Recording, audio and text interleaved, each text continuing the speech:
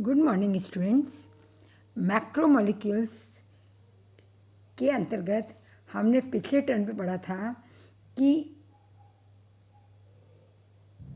Molecular weight of macromolecules क्या होते हैं। We have studied about the molecular weight of macromolecules, जिसमें हमने संख्या औसत अनुभार और भार औसत अनुभार, नंबर एवरेज मॉलिक्यूलर वेट और वेट एवरेज मॉलिक्यूलर वेट के बारे में बात की थी। अब आज हम देखेंगे कि बहुलक का अणुभार किस प्रकार से निकाला जाता है या किस प्रकार से ज्ञात किया जा सकता है।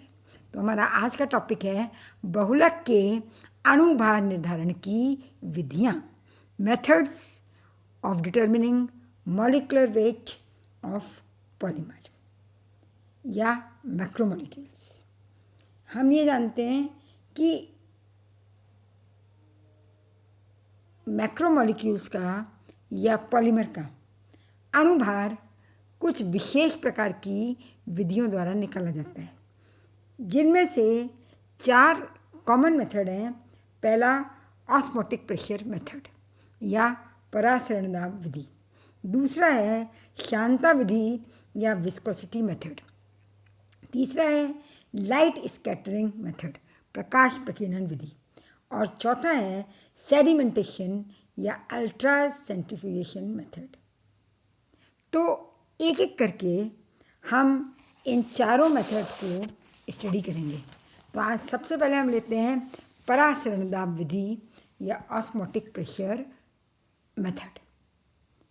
परासरण दाब आप जानते हैं, जब एक शुद्ध विलायक को अर्धपारगम्य झिल्ली से उसके विलयन से पृथक किया जाता है, सेपरेट किया जाता है, तो क्या होता है कि विलायक के अणु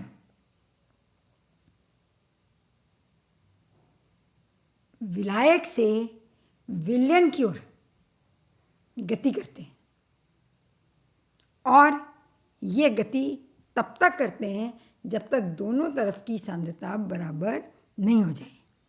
और इस क्रिया में ये झिल्ली अर्धपारगम्य झिल्ली के ऊपर दबाव डालते हैं, प्रेशर एक्सर्ट करते हैं, जो कि कहलाता है ऑस्मोटिक प्रेशर या परासरण दाब।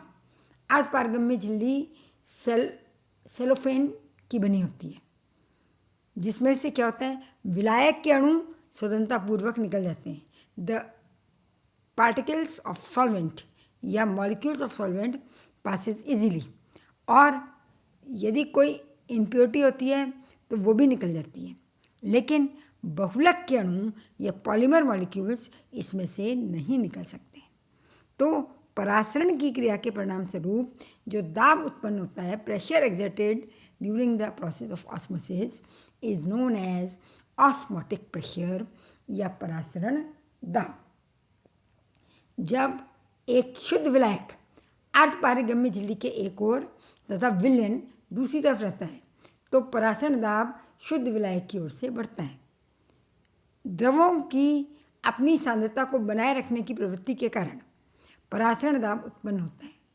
अर्धपारगम्य झिल्ली के रूप में सेलोफेन झिल्ली प्रयुक्त की जाती है, जिसमें से विलायक के अणु स्वतंत्रतापूर्वक निकल जाते हैं, और यदि बहुलक में कोई अशुद्धि हो तो वो भी निकल सकती है। झिल्ली में से होकर निम्न अणुभार की प्रजातियों का मिश्रण नहीं होना चाहिए। तो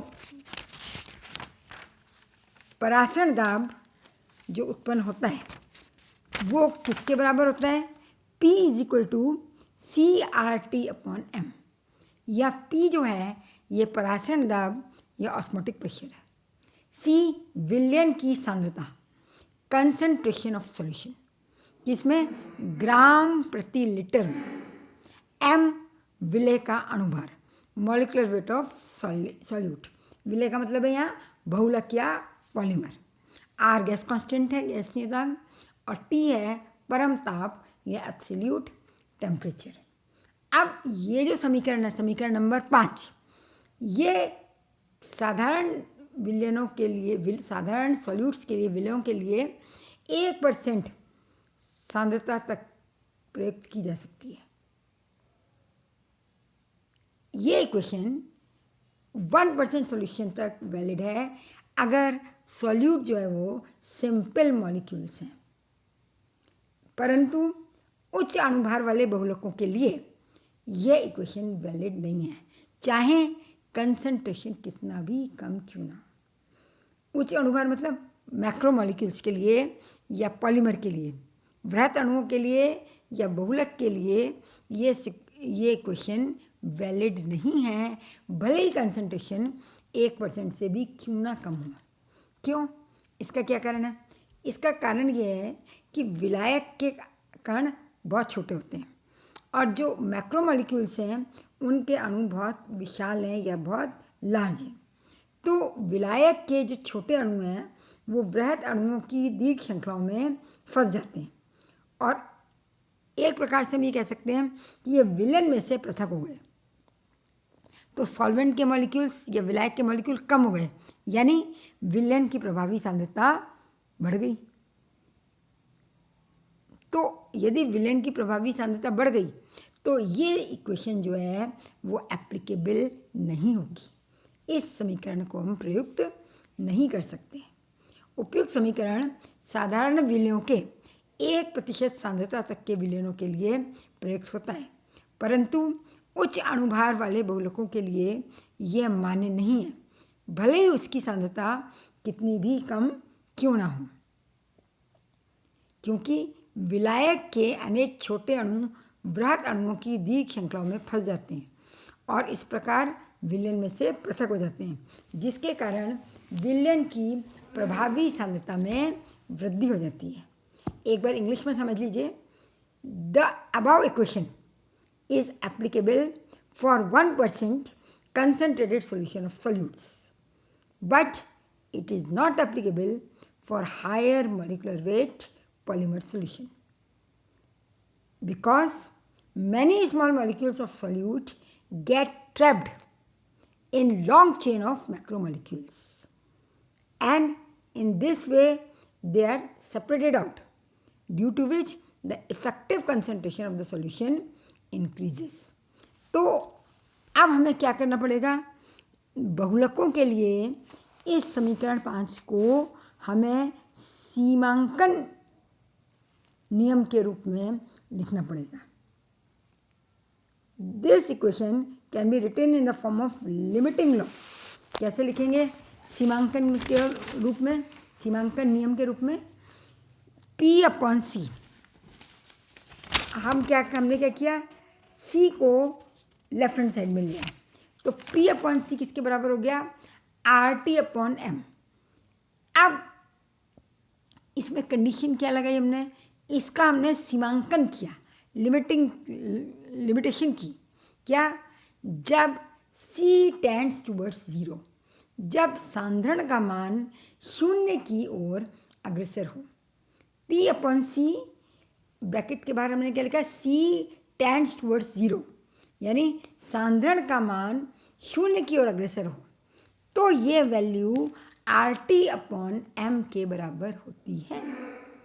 अर्थात जब विलयन की सांद्रता 0 की ओर अग्रसर होती है तो P/C का सीमांकन मान, इसको हम क्या कहते हैं?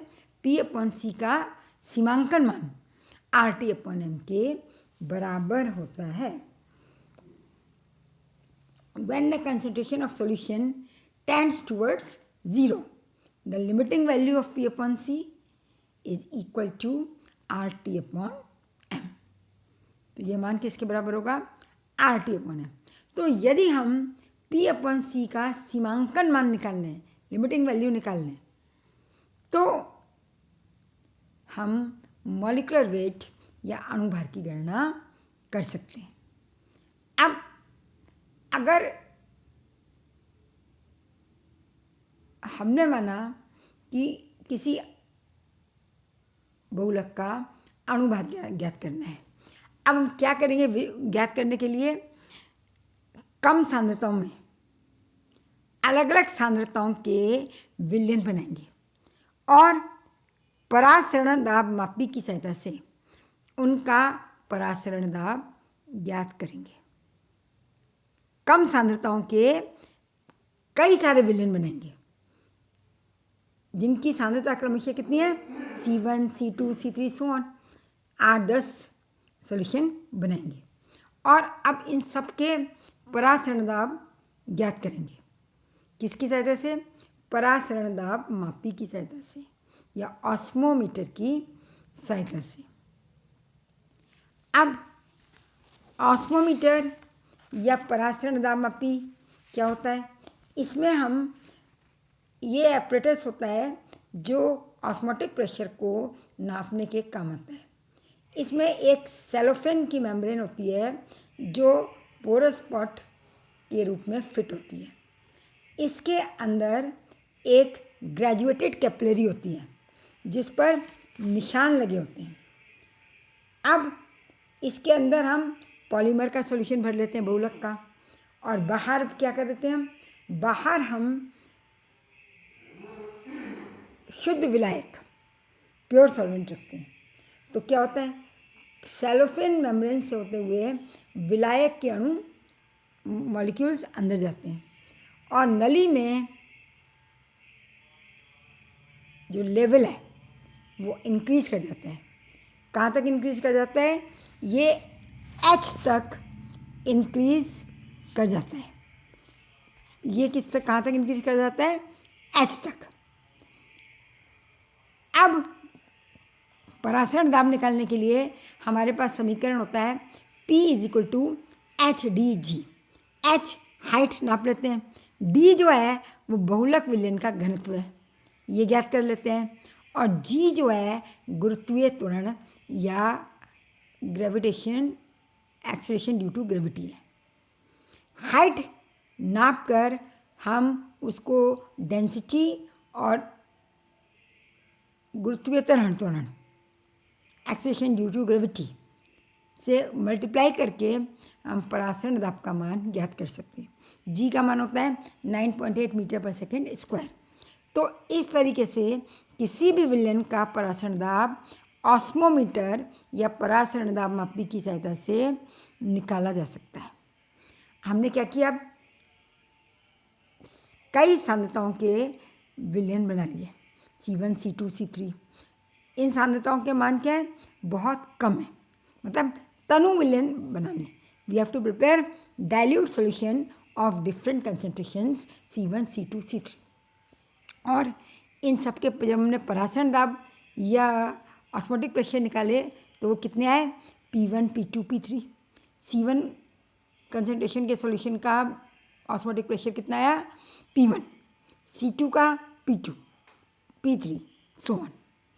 अब हमें क्या करना है, P/C यानी P1/C1, P2/C2, P3/C3 और C के बीच में ग्राफ खींचा, आलेख खींचा, तो ये हमें सरल रेखा प्राप्त होगा। देखिए किस किस के बीच में ग्राफ खींचा हमने, P/C वर्सेस C के बीच में।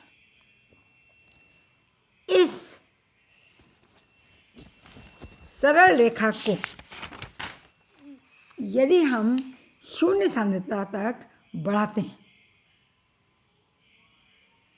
The graph is extrapolated up to 0 concentration.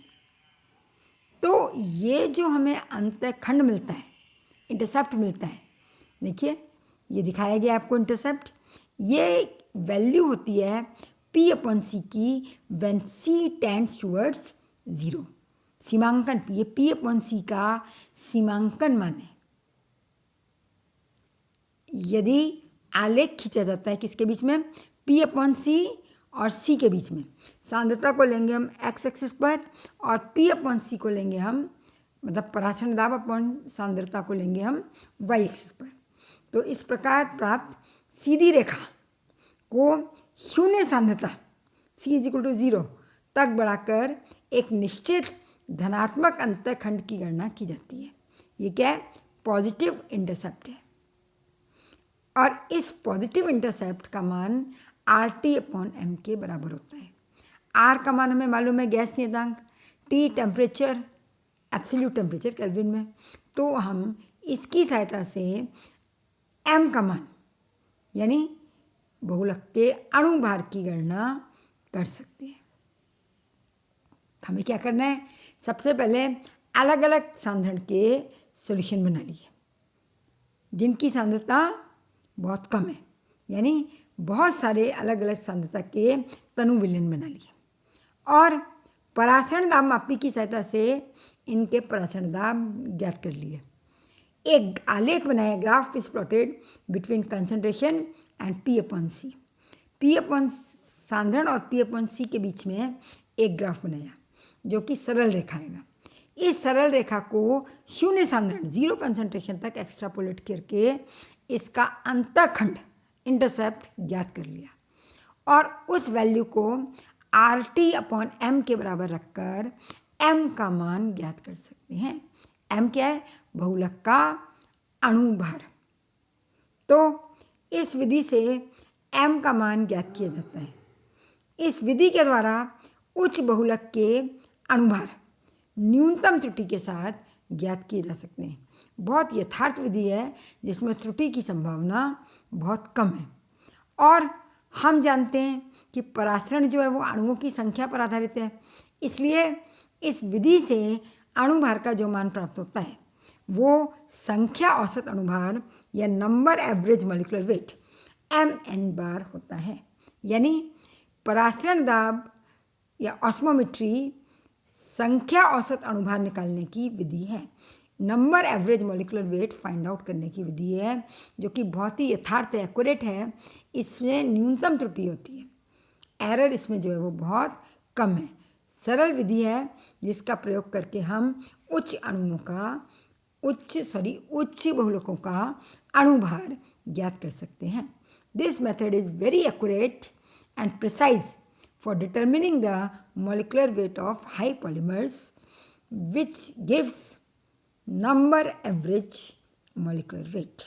तो आज हमने ये एक विधि पढ़ी, परासरण दाब विधि। नेक्स्ट हम पढ़ेंगे शांता विधि या विस्कोसिटी मेथड। Thank you.